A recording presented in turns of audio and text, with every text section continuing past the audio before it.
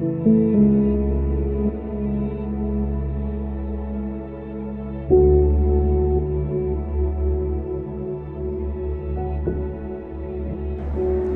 noite, a paz do Senhor, meu irmão, minha irmã. Chegamos a mais uma quarta-feira, mais uma aula aqui no YouTube da nossa Escola Bíblica Online.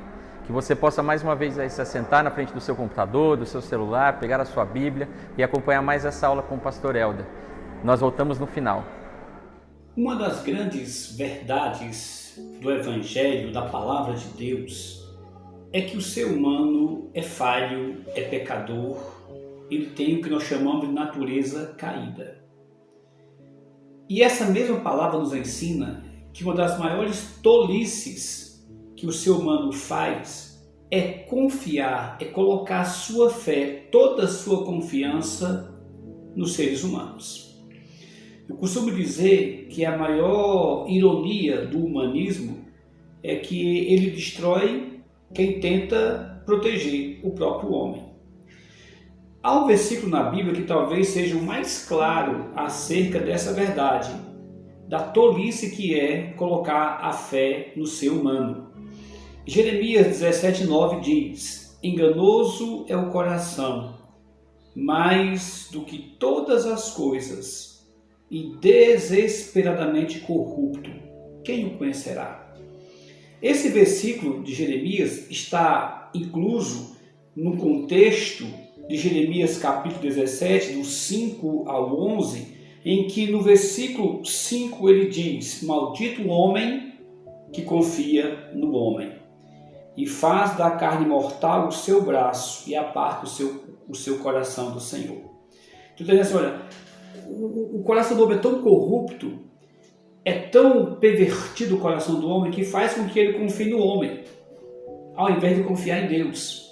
E ao fazer isso, ele é maldito, ele é amaldiçoado, ele está debaixo de uma maldição, confiar no homem. E quando esse versículo diz, maldito do homem que confia no homem, isso começa por nós mesmos, quando nós deixamos de confiar em Deus e confiamos em nós mesmos. Geralmente as pessoas usam esse versículo para falar da idolatria, que está incluso também, mas em primeiro lugar, maldito o homem que confia no homem, a começar por nós mesmos, que somos seres humanos também. E nesse contexto ele vai dizer, bendito o homem, versículo 7, bendito o homem que confia no Senhor e cuja esperança é o Senhor. Aí ele vem com o 9, né? Que o coração do homem é enganoso, por isso que o homem não pode confiar no homem. Por isso que o homem não pode confiar na sabedoria humana, na orientação humana, nas doutrinas humanas, nas revelações humanas, na direção humana. O homem não pode confiar. Aí você pode me perguntar, pastor, por que você está falando sobre tudo isso? Porque a aula de hoje, Marcos capítulo 7, tem muito a ver com essa ideia do homem confiar no homem e não no Senhor. Marcos capítulo 7 é uma daquelas passagens da Bíblia que mais deixa claro a necessidade de Jesus ter vindo ao mundo. Porque em Marcos capítulo 7 mostra que até o povo que, entre aspas, deveria conhecer Deus, o povo mais privilegiado de toda a terra, de toda a humanidade, este povo se corrompeu justamente por deixar de confiar em Deus e confiar no homem. O que Jeremias profetizou lá atrás não conseguia mais ecoar séculos depois no coração desse povo, embora conhecesse a palavra de Deus e fossem conterrâneos do grande profeta Jeremias. Então, abra sua Bíblia para Marcos capítulo 7, dos versos 1 ao verso 23. E hoje nós vamos mostrar 3 verdades na religião cristã, posso até colocar na igreja cristã, que uma vez colocado nesse princípio do homem confiar no homem e não confiar no Senhor, traz uma maldição para as nossas vidas e para a igreja de Cristo. Você não ouviu errado o que eu falei. E a expressão é exatamente essa mesmo que eu estou falando. Eu vou mostrar 3 verdades baseado neste princípio, Que princípio? Do homem que coloca a sua confiança no homem e não no Senhor. E ao fazer isso traz maldição, esta é a palavra, para a sua vida e, acredite, para a própria igreja de Jesus Cristo, para o povo de Deus. Aí você pode perguntar, pastor, agora eu fiquei curioso. Que verdades são essas, pastor? Então vamos ler primeiro Marcos 7, de 1 a 23, nós vamos ver essas 3 verdades. Ora, reuniram-se a Jesus os fariseus e alguns escribas vindos de Jerusalém. E vendo que alguns dos discípulos dele comiam pão com as mãos impuras, isto é, por lavar, pois os fariseus e todos os judeus, observando a tradição dos anciãos, não comem sem lavar cuidadosamente as mãos. Quando voltam da praça, não comem sem se aspergirem, e há muitas outras coisas que receberam para observar, como a lavagem de copos, jarros e vasos de metal e camas.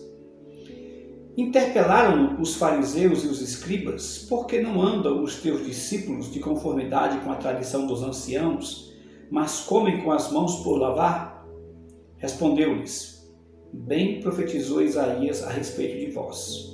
Hipócritas, como está escrito, este povo honra-me com os lábios, mas o seu coração está longe de mim. E em vão me adoram, ensinando doutrinas que são preceitos de homens. Negligenciando o mandamento de Deus, guardais a tradição dos homens.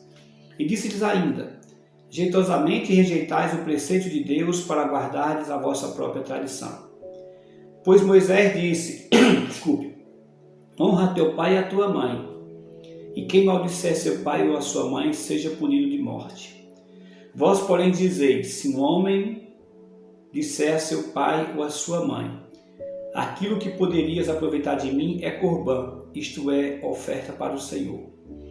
Então dispensar de fazer qualquer coisa em favor de seu pai ou de sua mãe, invalidando a palavra de Deus pela vossa própria tradição que vós mesmos transmitistes e fazeis muitas outras coisas semelhantes.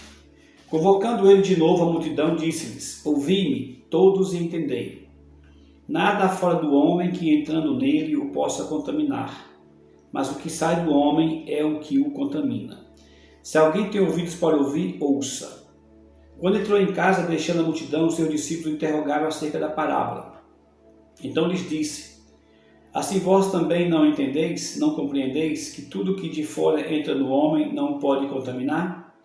Pois não lhe entra no coração, mas no ventre, e sai para lugar escuso. E assim considerou ele puros todos os alimentos.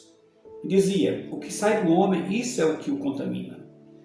Porque de dentro do coração dos homens é que procedem os maus desígnios, a prostituição, os furtos, os homicídios, os adultérios, a avareza, as malícias, o dolo, a lascívia, a inveja, a blasfêmia, a soberba, a loucura. Ora, todos estes males vêm de dentro e contaminam o homem. Que Deus abençoe a leitura da sua palavra. Marcos capítulo 7 mostra que Jesus já está bem famoso em toda a região da Palestina, não só em Jerusalém, não só na Galileia, onde ele fixou residência, e onde ele morou, e onde realizou seus maiores milagres.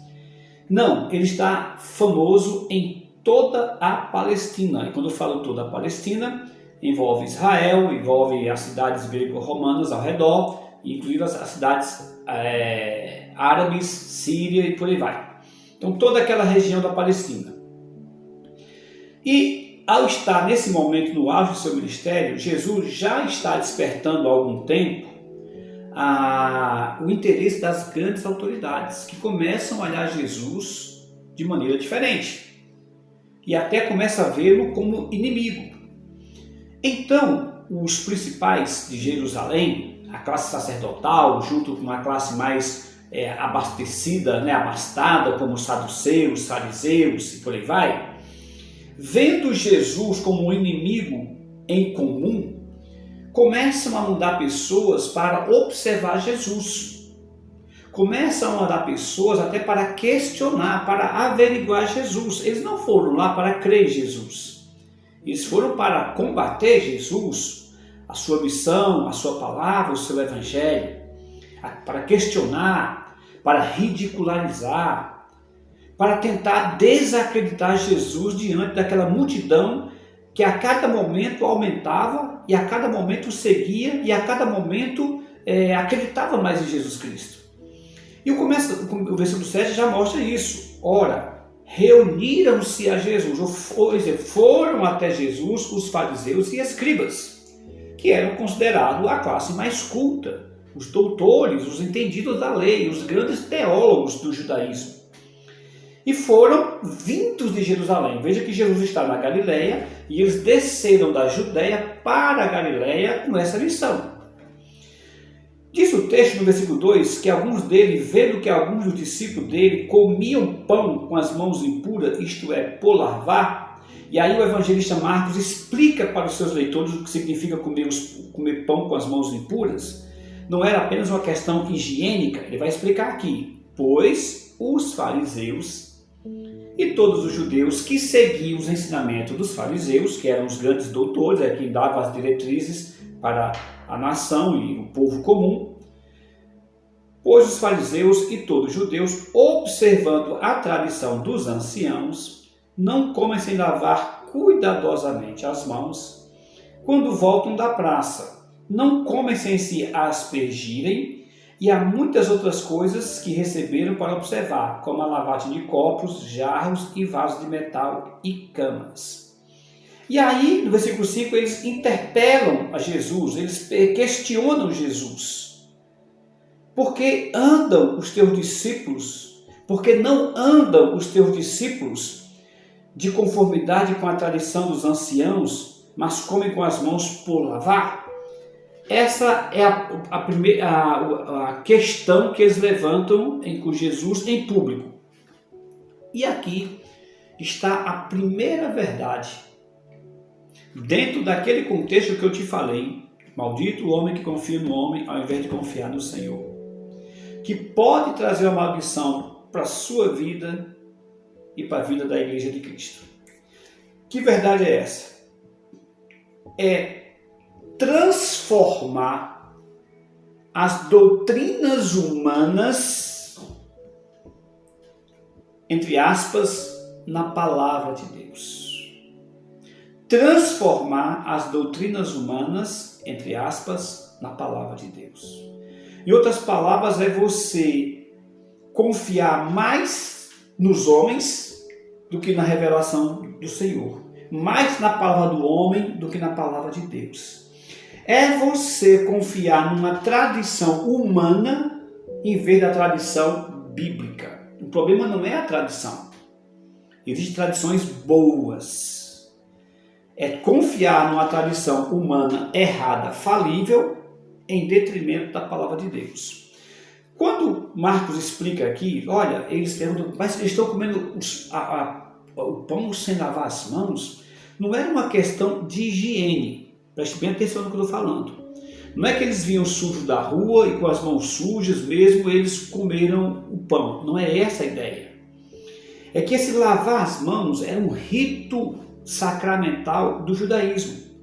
Então, quando eles andavam na rua, por ter muitos gentios, já que Jerusalém estava ocupada pelos romanos, os gentios dominavam toda a Palestina, o Império Romano dominava toda a Palestina, e Jerusalém era um centro religioso onde vinham gente de todos os lugares, gente que pertencia ao Império Romano, mas gente de nações livres e independentes, como as nações árabes, por exemplo, e aquelas pessoas convergiam para Jerusalém. Jerusalém era uma cidade efervescente, até como é hoje, com muita gente, com muito estrangeiro, com gente indo, com gente vindo, com comércio forte e por aí vai, turismo religioso, por aí vai.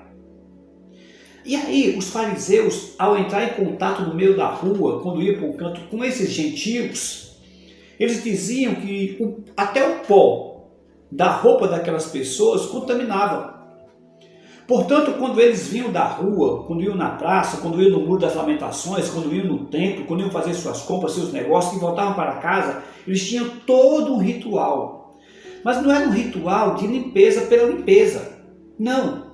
Era um ritual de limpeza com conteúdo religioso. Então eles lavavam as mãos, lá no Ceará nós chamamos de banho de gato, né? Então eles se lavavam, que ele fala se aspergir. Então lavavam isso aqui, lavavam o rosto, o cabelo, o vidro, colocava aquela loção cremosa, aquela água de cheiro, que é tipo uma loção, como o salmista escorria pela barba, a barba de Arão, aquela coisa toda. Então eles se lavavam, batiam o pó das roupas, algumas vezes até trocavam de roupa, porque na cabeça deles eles poderiam ficar contaminados ao cruzar com as pessoas impuras, as pessoas que não seguiam a religião judaica. Então o que ele está falando aqui é de todo um ritual. Observem que diz o texto aqui que eles lavavam os copos, jarros, vasos de metal e até suas camas. Se você lembrar, na igreja católica, se alguém que foi católico aqui, ou alguém que já assistiu alguma missa, pelo menos na televisão, você pode observar que quando o padre faz a chamada transubstanciação, que transforma o vinho segundo eles, transforma a água, o vinho e o pão no corpo de Cristo, ele pega um lenço e limpa o copo em que ele tomou o vinho. Então ele faz aquela limpeza do copo. E isso é muito parecido com o que os fariseus faziam. Então eles pegavam o paninho, limpavam o copo para tomar o seu vinho, o seu suco de uva, quando iam comer. As suas camas, é bom entender que não eram como nossas camas. As camas deles as casas geralmente eram tapete, não era cimentado. Só as casas mais abastadas, os palácios, as casas de rico que tinham piso, A maioria ou era madeira, era no chão, então eles colocavam tapetes e a sua cama era no chão. Seus colchões eram no chão, por isso que eles podiam lavar os seus colchões. E muito bem, então tudo era um ritual. E eles estão dizendo, você que se diz o Messias, essas pessoas que estão te seguindo como Messias, vocês estão comendo pão, e isso inclusive o próprio Jesus, sem fazer o ritual, sem fazer a cerimônia que nós fazemos, que os nossos antepassados faziam. Vocês não estão seguindo a tradição dos anciãos que deixaram isso para nós? Que vergonha! Como é que vocês se dizem um homem de Deus? Como é que vocês falam que são seguidores de Deus? Como é que você diz que é filho de Deus? Ainda por cima o Messias, se você não segue a tradição dos homens. Aí Jesus, no versículo 6, respondeu de maneira pesada. Versículo 6. Bem profetizou Isaías a respeito de vós, hipócritas. Como está escrito, este povo honra-me com os lábios, mas o seu coração está longe de mim. Olha a resposta de Jesus, se eles não estivessem com raiva de Jesus, nesse momento ficaram. Porque Jesus responde em alto e bom tom. Primeiro ele cita a Bíblia, a palavra de Deus. Olha, o que está acontecendo aqui é o que foi profetizado na palavra de Deus, pelo profeta Isaías. E vocês, nesse momento, não são religiosos, vocês são hipócritas. Porque vocês honram com os lábios a Deus, mas o coração está longe de Deus. E é interessante que ele coloca como se fosse ele. Honra-me com os lábios, esse povo honra-me com os lábios, mas o coração está longe de mim. Ele se coloca como Deus, inclusive. E em vão me adora, ensinando doutrinas que são preceitos de homens, negligenciando o mandamento de Deus, guardais a tradição dos homens, e ainda disse mais, jeitosamente rejeitais o preceito de Deus para guardares a vossa própria tradição. Esse aqui é o primeiro mal que a humanidade pode fazer. Os homens deixam de seguir a orientação da palavra de Deus para seguir a doutrinas de homens. O apóstolo Paulo sabia que isso aqui era tão importante, que ele escrevendo para os Gálatas, ele diz, olha, se qualquer pessoa vier aqui, qualquer apóstolo, ou mesmo um anjo do céu que vem aqui e pregue outra palavra, outro evangelho que não seja o evangelho de Jesus Cristo, considere maldição. O próprio apóstolo Paulo chega a dizer assim, olha, se amanhã eu chegar aqui, apóstolo Paulo, se amanhã eu chegar aqui pregando outra doutrina diferente do que eu preguei até agora, pode considerar eu como maldito. Se vier um anjo do céu pregando, não ouçam. é anátema, é maldição. Não se pode pregar outro evangelho. Agora veja bem, meu querido, a situação que está o judaísmo na época em que Cristo pisou na terra. Essa aqui é a religião das pessoas mais abençoadas dessa terra. Esse povo foi o povo mais abençoado de todos os povos da terra. Esse povo é o único povo que tem uma escritura de terra dada pelo próprio Criador do céu e da terra, de todo o universo. Deus é o único povo com uma escritura dada pelo próprio Criador do céu e da terra, são os judeus. Esse povo é o povo das alianças. As alianças que Deus fez com eles. Esse povo aqui é o povo dos oráculos de Deus, da revelação de Deus. Esse povo aqui é o povo do culto a Deus, que Deus instruiu eles. Me cultue assim, assim, assim, assado. Levante o tabernáculo assim, assim, assado. É o povo dos salmos, das canções inspiradas por Deus para Deus. É o povo do templo. É o povo da Arca da Aliança. É o povo de Moisés, de Abraão, de Salomão, de Davi. É o povo dos profetas, aqueles enviados por Deus, dos anjos de Deus. E quando Cristo chega na terra, esse povo com todos esses privilégios, aliança, culto, promessas, revelação, palavra, profeta, tudo isso que eu citei, esse povo se tornou o povo de lavar copo, jarro, vaso de metal, cama e as mãos como culto a Deus. Esqueceram toda a palavra de Deus, tudo que Deus revelou. Maldito do homem que confia no homem. Eles estavam seguindo os preceitos. Olha, 3 vezes Jesus repete aqui e chama eles de hipócrita. Versículo 7. Em vão me adoram, ensinando doutrinas que são preceito dos homens. Negligenciando o mandamento de Deus, guardai a tradição dos homens. Versículo 8. Jeitosamente rejeitais o preceito de Deus para guardares a vossa própria tradição. Trocaram a revelação de Deus, a tradição de Deus, pela revelação do homem, pela tradição do homem. Maldito do homem que confia no homem. Meu querido, você pode ter certeza no seu coração de qualquer coisa, qualquer que seja o assunto. Mas se você for na Bíblia e a Bíblia falar o contrário, esqueça. O seu coração é enganoso, é corrupto. Verdade absoluta, só a palavra de Deus. Quando Jesus pisou na terra, o judaísmo estava nessa situação. Porque os homens trocaram a revelação de Deus pela revelação dos homens. Essa é a primeira lição que eu quero tirar desse texto. E a primeira maldição que eles trouxeram sobre eles mesmos e sobre o povo de Deus, que hoje seria a igreja. E não está diferente hoje não, meus irmãos. Não está diferente. A palavra de Deus diz uma coisa, pastores vão dizer outras. A palavra de Deus condena, pastores e líderes vão lá e absolvem. A palavra de Deus diz que isso aqui está errado, pastores e líderes vão lá dizer, isso aqui está certo. A palavra de Deus diz, não é isso, pastores e líderes, é isso. E eu nem vou dar tanto exemplo agora, mas é só você olhar o que está acontecendo. Deus diz uma coisa, pastores e líderes vão dizer o contrário. E eles seguem o preceito humano, a invenção humana do que a palavra de Deus. Onde é que vai dar nisso? Maldição. Maldição para eles, maldição para a igreja, maldição para o mundo. Segunda verdade.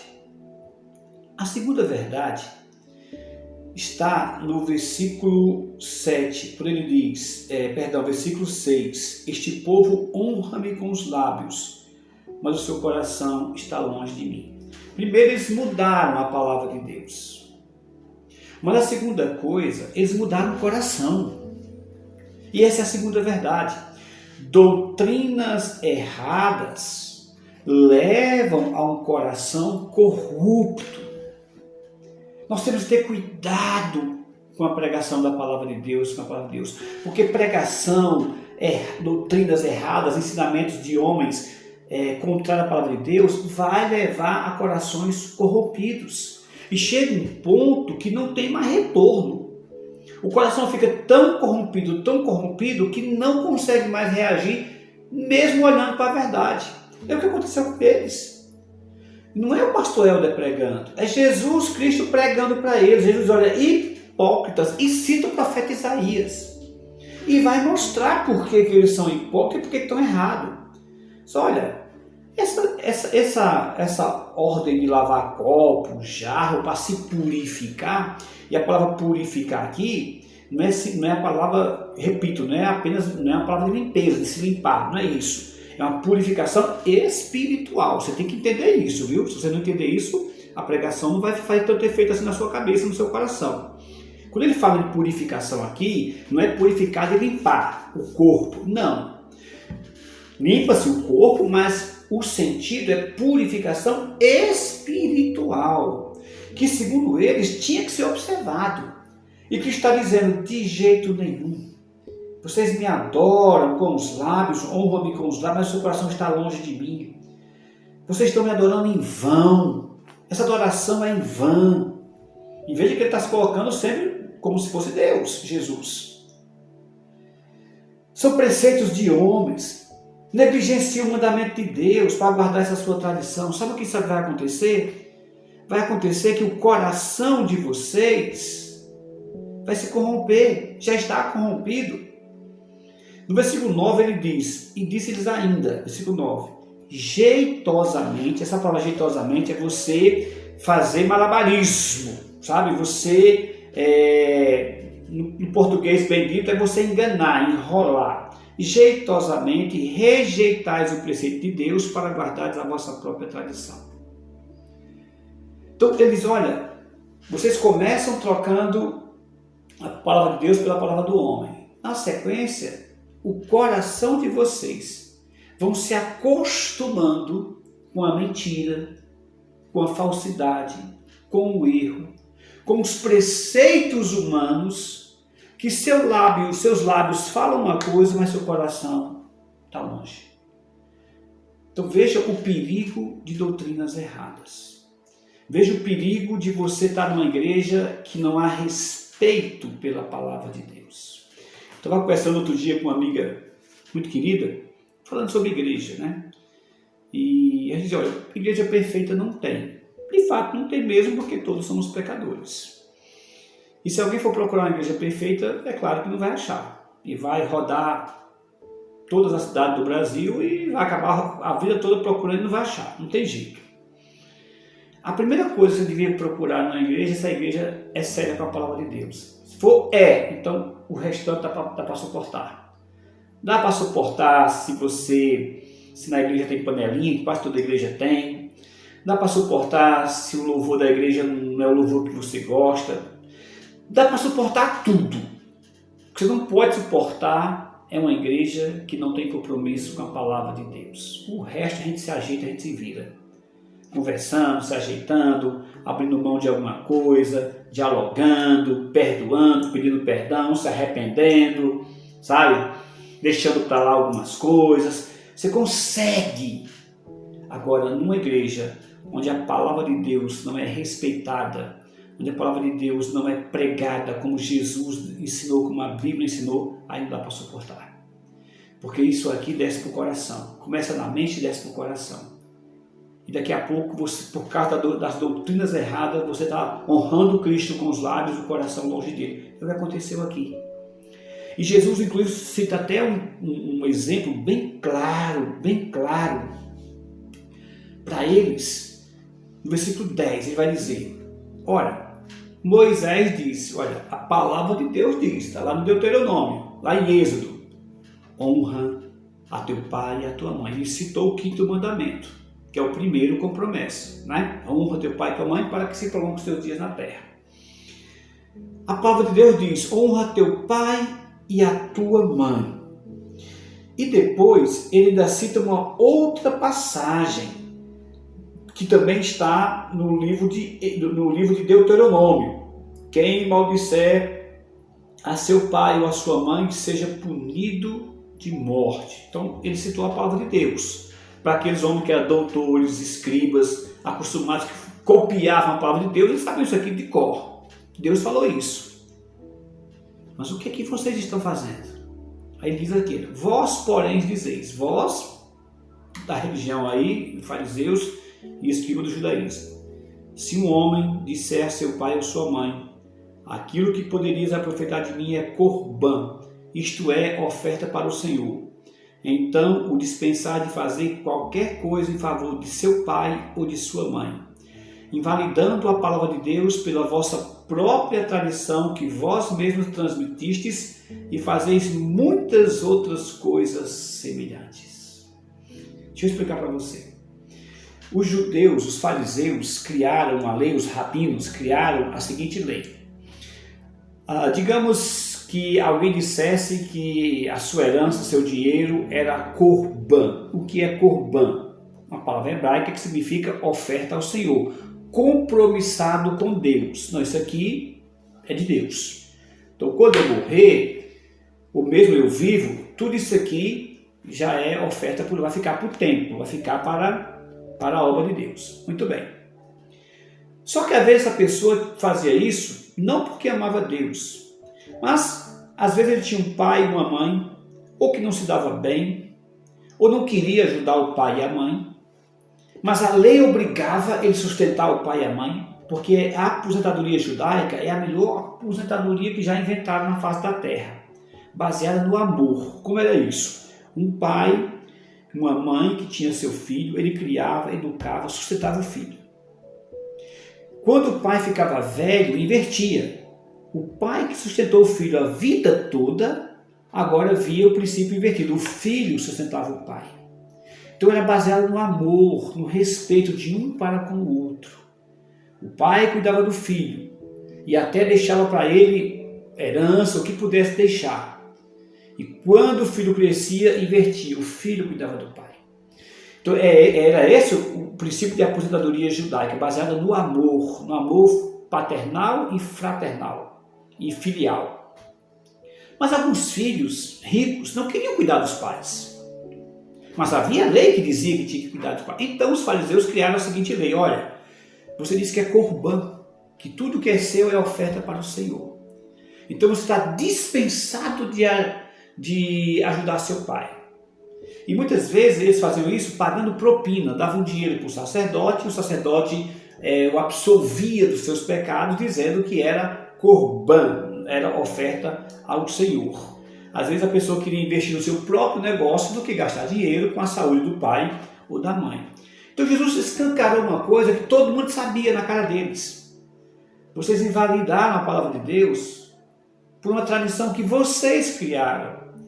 A palavra de Deus manda honrar pai e mãe. E quem maldisser pai e mãe seja morto. O que é que vocês dizem?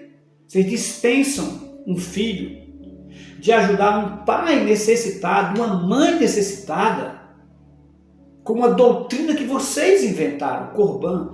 Veja como o erro, a mentira, a doutrina errada tomou conta do coração. Que nem o amor de um filho para o pai fazia com que esse amor cuidasse do pai e da mãe, não. Fazia com que dispensasse o pai e a mãe. E dispensasse, na cabeça deles, aprovado por Deus. Em paz com Deus. O pai e a mãe necessitado. O garoto que tinha condições de ajudar, não queria ajudar. Podia pegar o dinheiro e investir em alguma coisa, no comércio, outra coisa, outro projeto. Mas não queria ajudar o pai e a mãe, não queria gastar com o pai e a mãe doente. Então ele pegava, combinava com o sacerdote, dizendo: não, isso é corbã, é oferta para o Senhor, então você está dispensado de ajudar seu pai e sua mãe. A doutrina errada fazia com que até o amor entre um pai e um filho e um pai, caísse por terra. Olha como a doutrina errada é perigosa, porque endurece o coração. principalmente quando essa doutrina vai contra a palavra de Deus. É por isso, irmão, que nós estamos vendo esse absurdo aí. Nós estamos vendo todo dia nessas redes sociais pastores pregando coisas absurdas. Pastores defendendo o homossexualismo como se fosse uma coisa normal e cristã. Como se não fosse pecado, como se Deus não tratasse isso como pecado, como se Jesus não tratasse como pecado. Pastores que estão sendo exaltados pelo mundo e condenando seus colegas pastores por continuarem afirmando que a prática homossexual é pecado. E esses pastores estão sendo louvados pelo mundo, abraçados, levados para grandes auditórios, falando na televisão, na mídia, e condenando os demais pastores que continuam afirmando o que a palavra de Deus está afirmando. É por isso que nós estamos vendo aí líderes religiosos defendendo aborto, contrário à palavra de Deus, porque já desceu para o coração já endureceu, já cegou a mente, já cegou os olhos, mas já cegou o coração. Eles não têm mais misericórdia de pecador. Pelo contrário, eles querem que os pecadores continuem mais pecadores, com a bênção, entre aspas, de Deus, com a bênção, entre aspas, da igreja, com a bênção, entre aspas, desses pastores, desses líderes. Por isso nós estamos vendo igrejas falando de Cristo e vivendo uma vida totalmente carnal, totalmente contrária à palavra de Deus. Por isso que palavra como santidade desapareceu das pregações, santidade desapareceu. Por isso que inferno, nem se fala no inferno. Para que falar no inferno? Não, o inferno é uma coisa pessimista. Isso baixa a estima do povo. As pessoas ficam com baixa autoestima. Não podemos falar de inferno. Ouça na televisão essas pregações, por exemplo, desses evangelistas aí, neopentecostais, da teologia da prosperidade. Se fala em inferno. Não fala. Não fala. E essas doutrinas erradas estão endurecendo o coração dessas pessoas, das pessoas, e as pessoas com o coração duro não estão enxergando mais sequer a palavra de Deus. Isso me leva à terceira e última verdade. Do versículo 17 em diante, quando Cristo chega em casa, os discípulos o interrogam a respeito da parábola que ele contou. A parábola está no versículo 15, quando ele diz que não há nada fora do homem que entrando nele o possa contaminar, mas o que sai do homem é o que o contamina. Se alguém tem ouvidos para ouvir, ouça. Essa foi a parábola que ele contou. Então, quando os discípulos chegam em casa e perguntam para ele, explica-nos a parábola, Jesus diz: vocês ainda não entenderam? Não compreende que tudo que há de fora que entra no homem não pode contaminar? E de novo, tanto a palavra purificar, no contexto aqui, não significa limpeza física, e sim purificar no sentido religioso, espiritual. Do mesmo jeito, a palavra contaminar aqui não significa contaminar no sentido físico. Não é que você vai comer uma comida estragada que não vai fazer mal a você, né? Não vai contaminar. Não é esse sentido. É contaminar no sentido religioso, no sentido espiritual. Está dizendo, olha, tudo que você comer vai para o ventre, vai para o estômago, vai para o intestino. Se for uma comida boa, vai fazer a digestão e vai cair e vai jogar fora depois. Agora, o que sai de dentro do homem, isso é o que contamina. Tanto é que ele vai dizer o que é que sai do homem que o contamina. Ele vai dizer, são os maus desígnios, ou seja, as coisas más, planos maus, desejo mau. Mau desígnio é você designar de maneira mal. Prostituição, roubo, furtos, homicídios, adultérios, avareza, malícia, dolo, lascívia, inveja, blasfêmia, soberba, loucura. Todos estes males vêm de dentro do homem e isso aí contamina. Porque vem do coração. Então veja que ele colocou aqui três coisas. Primeira coisa, o perigo de você trocar a palavra de Deus pela palavra dos homens. O perigo de você endurecer o coração. E o terceiro perigo que ele está colocando aqui, a terceira verdade que ele está dizendo, é que o que sai do coração é que contamina o homem. Uma vez que essa doutrina mudou sua mente, mudou suas atitudes e principalmente mudou seu coração, o que sair de lá, isso vai contaminar não só você, mas as pessoas ao seu redor. Por isso que a palavra de Deus diz que de tudo que se deve ter cuidado, cuida do teu coração, porque dele procede as fontes da vida. É isso que estava sendo. Essas pessoas estavam atoladas em todos esses crimes, todos esses pecados, que vinha desse coração contaminado e não prestavam mais atenção. Veja, meus amados irmãos, que aqui mesmo, esses fariseus já vieram com mau desígnio para Jesus. Já vieram com um sentimento de homicídio, de matar Jesus. E ainda se achavam amados por Deus. Ainda se achavam servos de Deus. Essas pessoas que endossavam as mentiras, essas pessoas que endossavam a hipocrisia, que viviam de hipocrisias, se sentiam os representantes de Deus na terra. Antes de terminar, antes de concluir, eu quero chamar a atenção para você para uma coisa importantíssima. Quando eu dou aula de teologia, eu sempre enfatizava esse ponto que está aqui nessa passagem. O problema de você trocar a palavra de Deus pela palavra do homem é que quando você faz isso, acontece um processo em 3 etapas.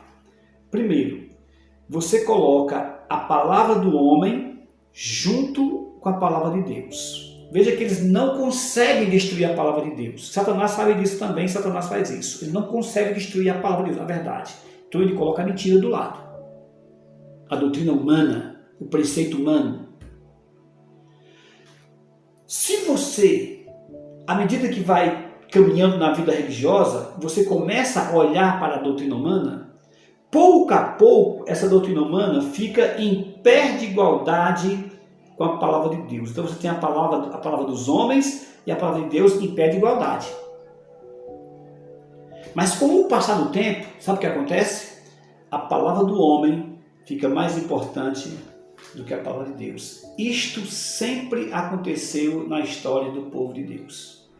Amém. Louvado seja Deus por essa aula, pela vida do pastor Helder, pela sua vida que tem acompanhado semana após semana esses ensinos e que eu e você possamos continuar aplicando o que nós temos aprendido e sendo igreja nesses dias. Eu quero te incentivar a estar conosco novamente nesse domingo às 10 horas da manhã e também às 19 horas. Vamos juntos celebrar ao Senhor presencialmente nesse próximo domingo. Que Deus te abençoe e tenha uma excelente noite de quarta-feira.